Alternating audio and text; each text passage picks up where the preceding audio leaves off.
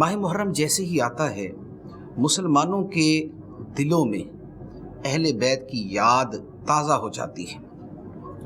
اہل بیت کی یاد سیدنا امام حسن اور امام حسین رضی اللہ تعالی عنہما کی یاد ویسے تو مسلمانوں کا ایمان ہے۔ صحابہ کرام سے محبت، اہل بیت سے محبت، ان کا تذکرہ کرنا یہ مسلمان کے دین ایمان میں داخل ہے۔ قرآن مجید میں صحابہ کرام کی عظمتوں کا بیان بھی ہے اور اہل بیت کرام کی فضائل کی آیات بھی ہیں۔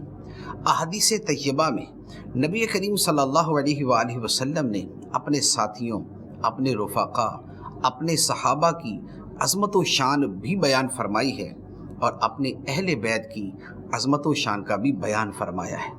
ان سے بھی محبت کا حکم ہے، ان سے بھی محبت کا حکم ہے، لیکن ان میں کچھ ہستیاں وہ ہیں کہ بطور خاص جن کے ساتھ محبت رکھنے، جن کی عقیدت رکھنے کا حکم دیا گیا ہے، وہ کیا ہے؟ ان میں سیدنا امام حسن حسین رضی اللہ تعالی عنہما کی جو ہستی ہے، جو آپ کی ذات مبارکہ ہے، اس کا بطور خاص حکم ترمذی شریف کی حدیث مبارک ہے۔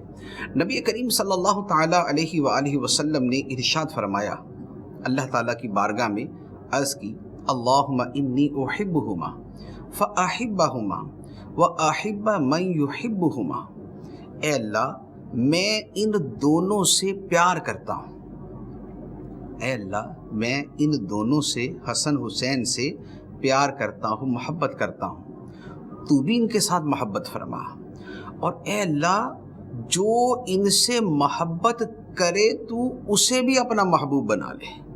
یعنی جو سیدنا امام حسن حسین رضی اللہ تعالیٰ عنہما سے محبت کرے، اللہ تعالیٰ انہیں اپنا محبوب بنا لیتا ہے۔